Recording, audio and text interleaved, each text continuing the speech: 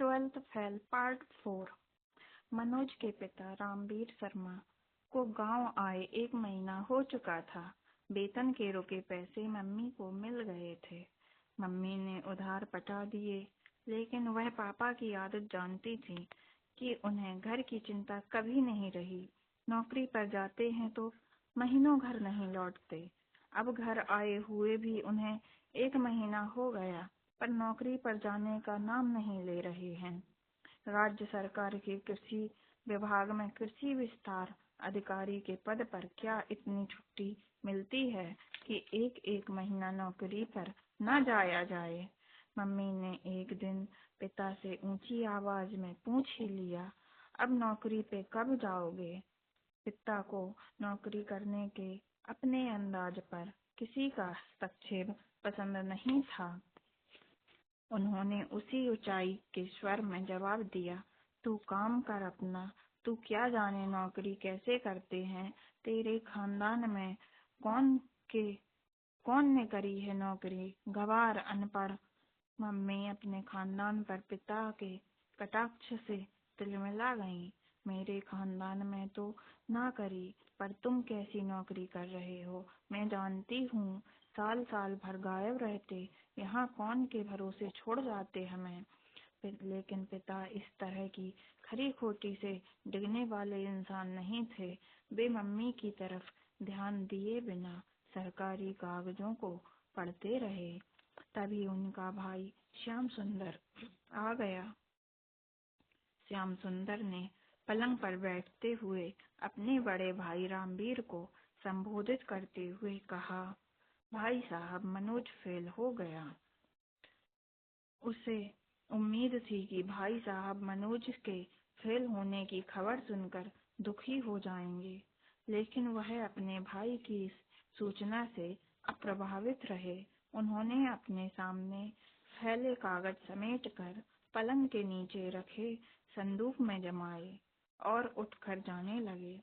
पिता के इस पलायन को देखकर श्याम सुंदर ने अपनी खबर को अधिक मसालेदार बनाते हुए फिर से कोशिश की। हिंदी छोड़ सब विषय में फेल हो गए हो। पिता को देखकर लग रहा था कि उन्हें अपने बेटे के फेल होने की नहीं, किसी अपरिचित के फेल होने की खबर दी जा रही है। सुख दुख क्रोध विषाद से परे उनका चेहरा पूर्ववत जड़ बना रहा। फेल पास, यश अपयश, उन्नति अवनति, हानि लाभ से परे था उनका व्यक्तित्व। उन्होंने श्याम सुंदर को अनसुना कर बक्से में छोटा सा ताला लगाया, उसे 1-2 बार हिलाकर देखा और बक्से को पलंग के नीचे सरकाकर बाहर जाने लगे। श्याम सुंदर मनोज के फेल होने जैसे रोचक विषय पर शायद लंबी चर्चा चाह रहा था, इसीलिए उसने फिर से कोशिश की। गणित, फिजिक्स, केमिस्ट्री में 10 नंबर भी न छू पायो। अंग्रेजी में 50 में से 12 नंबर आए हैं। मजबूत दिल के पिता ने अपने पुत्र की इस प्रोग्रेस रिपोर्ट को भी अनसुना कर दिया।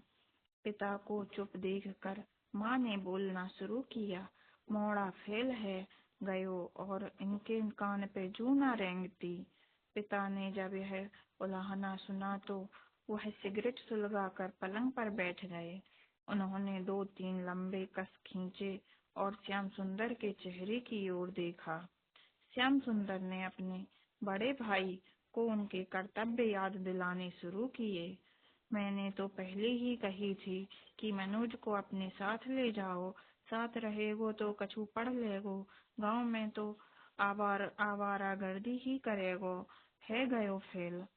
मनोज 8वीं क्लास तक पिता के साथ ही रहा था।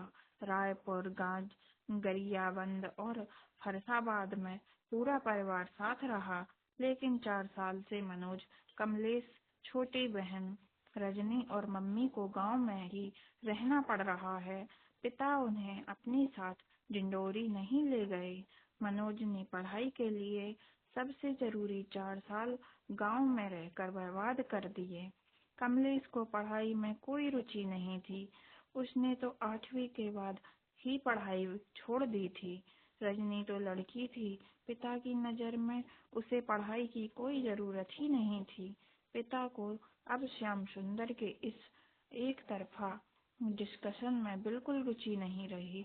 उन्होंने पलंग पर बैठे बैठे सिगरेट की राख दाढ़ी और भारी आवाज में निष्कर्ष क्या बोला, अगले साल है, जाएगो पास। इतना कहकर और लापरवाही और झूमती हुई चाल से सीढ़ियों से उतरने लगे। उतरते उतरते उन्होंने मम्मी से कहा, 10 बज गए, नाश्ता कब बनावेगी? भूख से मारवे को विचार है का? मनोज को जब पता चला कि वह हिंदी को छोड़कर सभी विषयों में फेल हो गया है, तो वह दुखी होकर पुलिया के किनारे हनुमान जी के मंदिर में बैठा काफी देर तक आंसू बहाता रहा। हिंदी के पेपर में उसे 100 में 62 नंबर मिल गए थे। हिंदी सरल होने के अलावा उसकी रुचि का विषय भी था। उसे उपन्यास, कविता और कहानियां पढ़ने का शौक था, लेकिन हिंदी अकेले उसका बेड़ा पार नहीं लगा सकती थी। अंग्रेजी में भी धोखा दिया था। माय बेस्ट फ्रेंड पर ऐसे लिखते समय केवल पहली लाइन उसने ठीक लिखी थी, my best friend is Rakesh. इसके बाद उसे गलत स्पेलिंग और टेंस का सहारा लेना पड़ा। वह 2-3 लाइन के आगे नहीं लिख पाया। मंदिर से बाहर निकलकर वह अपने दोस्त राकेश के घर चला गया। दुखी मनोज को राकेश ने सांत्वना देते हुए कहा, अब तो दिन भर है गयो, कब तक मुँह लटकाए रहेगो? विष्णु फर्स्ट डिवीजन से पास हो गया था। उसे अपने पास होने की खुशी थी, पर मनोज को सांत्वना देना भी उसकी मजबूरी थी। उसने मनोज से कहा, मैंने तो पहले ही कही थी कि पढ़ ले, नकल को भरोसा ना है। मनोज ने विष्णु की समझाइश का उत्तर देते हुए कहा, मोए समझ ही ना आते, गणित के सवाल कैसे पढ़ लूं? तीनों मित्र बातें करते करते मनोज के दरवाजे के सामने कुएं पर पहुंच गए। कुएं पर महिलाएं पानी भर रही थीं। बूढ़ी महिला ने मनोज से कहा, ए लल्ला, तू आ गयो, ने को बाल्टी खींच दे। मनोज के द्वारा बाल्टी खींचने के बाद आदत के अनुसार बूढ़ी महिला ने अपना रटा रटाया आशीर्वाद उसे दिया, लल्ला तू फर्स्ट ते पास होएगो।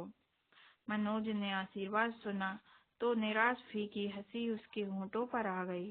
पास खड़े चाचा श्याम सुंदर ने भी बुढ़िया का आशीर्वाद सुन लिया। उनसे नहीं रहा गया। उन्होंने आसपास खड़े लोगों को सुनाते हुए तेज आवाज में बोलना शुरू किया, अरे ताई, अब का फर्स्ट आवेगो? मनोज तो पास ना हो पायो, फर्स्ट की तो बात दूर। मनोज अपने इस सार्वजनिक अपमान से आहत हो गया, लेकिन राकेश के दिमाग में बहुत देर से एक बात रुकी हुई थी। उसने कहा, मैं तो कह रहो पढ़ाई लिखाई में अब कछु न धरो, बीए एमए चप्पल चटका रहे हैं, तू तो को काम धंधो शुरू कर दे। मनोज को राकेश का विचार अच्छा तो लगा, पर वह अपने घर की आर्थिक स्थिति जानता था। राकेश धंधे के लिए लाखों रुपए चाहिए, कहाँ से आएंगे? भविष्य के प्रति निराश और अनिश्चित मनोज अपने घर पहुंच गया। उसका छोटा भाई कमलेश सुबह से गायब था। माँ अपने छोटे बेटे के इस तरह गायब होने से परेशान थी। माँ ने पिता से अपनी चिंता व्यक्त की तो उन्होंने कहा, सवेरे आ जाएगो, परेशान ना हो, तू रोटी बना। इतना कहकर पिता निश्चिंत भाव से छत पर टहलने चले गए। अगले दिन सुबह 7 बजे कमलेश आ गया। वह अपने किसी दोस्त के यहाँ जौरा चला गया था। कमलेश जौरा से खाली हाथ लौट कर नहीं आया था, बल्कि विचारों की नई रोशनी लाया था। वह परिवार को पटरी पर लाने की एक अभूतपूर्व योजना पिता को बता रहा था। बल्ले न्यू ब्रांड टेम्पो खरीद रहो है, इसीलिए अपना पुरानो टेम्पो बेच रहो है। 40,000 महीना के 8-10 हजार कहू ना गए, मैं चला लेंगो। मनोज जानता था कि 12th फेल हो जाने के बाद उसे अब कोई भी नौकरी नहीं मिल सकती। उसे अब किसी काम धंधे के बारे में ही सोचना चाहिए। इसीलिए उसे कमलेश की योजना उपयोगी लगी। उसके आसपास के सभी लड़के यही सब काम तो कर रहे हैं। कोई टेम्पो चला रहा है, कोई इलेक्ट्रीशियन का काम कर रहा है। जिसके पास कुछ पैसा अधिक है, उसने जौरा में किराने की दुकान खोल ली। एसटीडी एसटीडी का चलन बढ़ रहा है तो किसी ने एसटीडी बूथ डाल लिया और जिनके पास जमीन थी वे खेती कर रहे हैं। मनोज के पिता और चाचा दोनों के पास खेती के नाम पर केवल 3 बीघा जमीन ही थी, जिसमें साल भर के लिए खाने लायक गेहूं के अलावा कुछ नहीं होता था। इसीलिए धंधे के अलावा उनके पास कोई दूसरा विकल्प नहीं था। लेकिन पिता के पास टेम्पो खरीदने के पैसे नहीं थे। उन्होंने बहाना बनाया, टेम्पो चला के घर की इज्जत बिगाड़ेगो, पढ़ो लिखो परिवार है हमारो। पिता का इनकार सुनकर दोनों बेटे चुप हो गए, पर माँ ने पिता से लोहा लेने का मन बना लिया। वाह, बहुत इज्जत है तुम्हारी, घर घर जाके उधार मांगती हूँ, तब इज्जत न जावते। मोड़ा मेहनत करके कछु करबो चाह रहे हैं तो जे मदद करवे की जगह टांग अड़ा रहे हैं। माँ का उलाहना सुनकर पिता ने मौन साध लिया। अगले दिन सुबह जब माँ ऊपर कमरे में गई तो उसने देखा कि पिता बैग में कपड़े जमा रहे हैं। पिता को कपड़े जमाते देख वह ठगी रह गई। उसे लग रहा था कि वह पिता को टेम्पो खरीदने के लिए मनाने की कोशिश करेगी, पर पिता जो पिछले 1.25 महीने से नौकरी पर ध्यान दिए बिना घर पर टिके हुए थे, उन्होंने आज अचानक वापसी की तैयारी कर ली। पिता ने कहा, बहुत काम पेंडिंग है ऑफिस में, मैं अब निकल तो जल्दी रोटी बना खा के जाऊंगा। माँ को पिता पर बहुत क्रोध आ रहा था, लेकिन जाते समय पिता को कुछ सुनाना उसे उचित नहीं लगा। पिता नौकरी पर चले गए। ऐसा लग रहा था कि पिता के जाने के साथ ही टेम्पो खरीदने की योजना पर विराम लग गया है। लेकिन कमलेश के अगली सुबह फिर से जिद करने पर माँ ने कहा, बाप तो तेरो एन मौका पे भज गयो, अब मोह से का चाहत है, मैं कहाँ से 40,000 रुपया ले आऊं। बहुत देर चर्चा होने के बाद निष्कर्ष निकला। माँ बोली, 10,000 तो मुँह पे रखे हैं, 30,000 पंडित कालीचरण से उधार मिल जावेंगे, जेवर रखे हैं, गिरवी रख दूंगी। 40,000 में बल्ले का सेकेंड हैंड टेम्पो आ गया। उम्मीद और आत्मविश्वास से भर गया पूरा परिवार। कमलेश ड्राइविंग सीट पर बैठ गया। किराया इकट्ठा करने की जिम्मेदारी कंडक्टर मनोज को मिली। मनोज ने सवारियों को आकर्षित करने के लिए आवाज लगाना शुरू किया, छैरा भर्रा बाग चीनी मुरैना। थोड़ी देर में मुरैना की 5 सवारियां मिल गईं। टेम्पो सवारियां लिए मुरैना की ओर बढ़ गया। व्यवसाय की शुरुआत अच्छी रही। रात को घर आकर मनोज ने आज की कमाई के 200 रुपए माँ को दे दिए।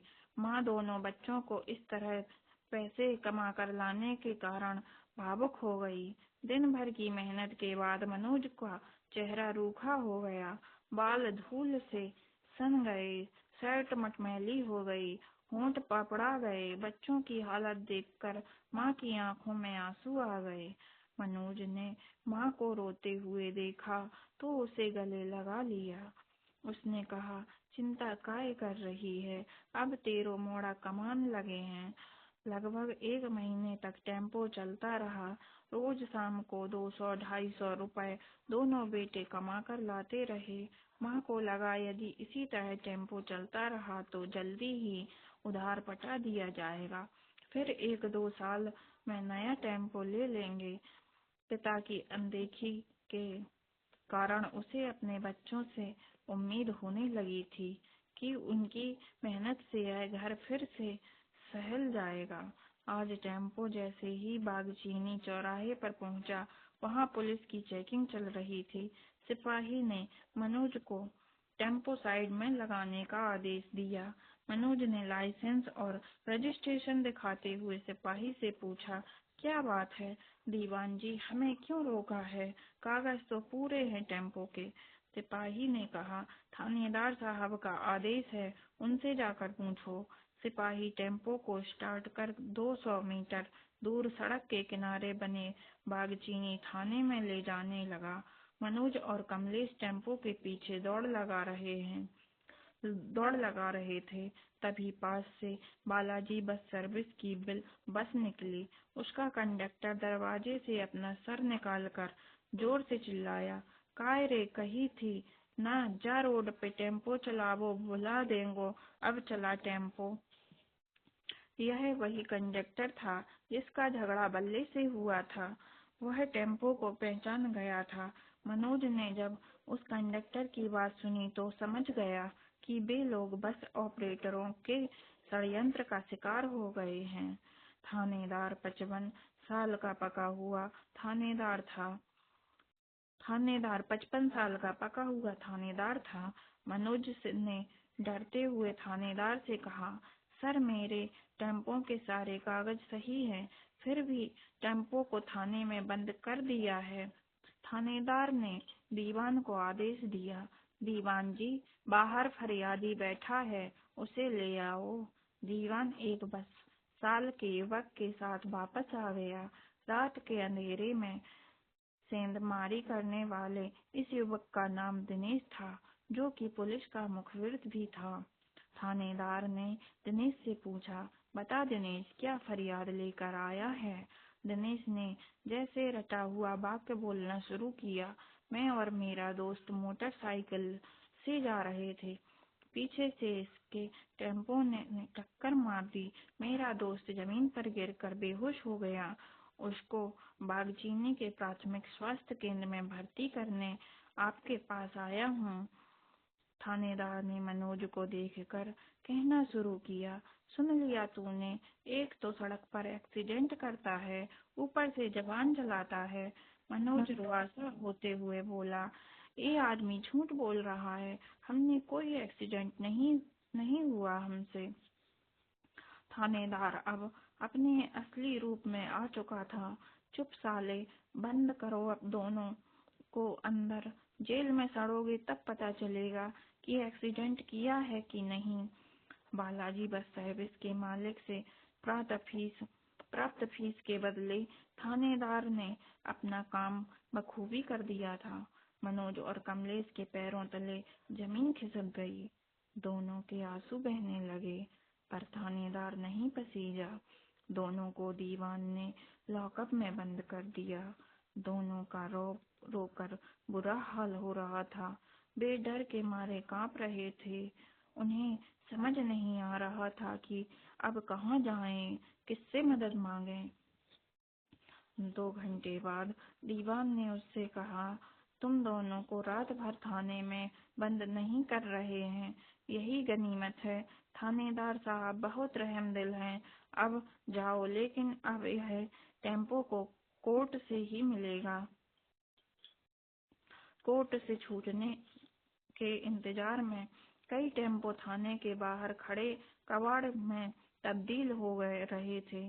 दोनों समझ गए कि अब कोर्ट से छूटने का मतलब है कि उनका टेम्पो भी यहाँ खड़े खड़े कबाड़ हो जाएगा। थाने से छूटने के बाद दोनों अपनी जान बचाकर भागे। दोनों का पुलिस से यह पहला सामना था। उसके लिए थाना रक्षक नहीं भक्षक बना था। रात हो गई थी, इसीलिए अब कोई बस या टेम्पो सड़क पर नहीं था। 10 किलोमीटर पैदल चलकर दोनों अपने गांव पहुंच गए। निराश, दुखी, टूटे हुए, पराजित से आंखें आंसुओं से अब भी भरी हुई थी। माँ को देखकर मनोज फूट फूट कर रो पड़ा। घटना सुनकर माँ की आंखों में भी आंसू आ गए।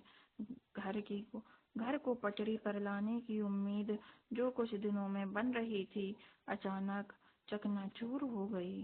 पर माँ ने हिम्मत नहीं हारी। उसने मनोज को दिलासा दिया, सब ठीक हो जाएगा, तू चिंता न करे। रात भर मनोज छत पर पड़ा रहा। उसे नींद नहीं आई, जागता रहा वह सारी रात।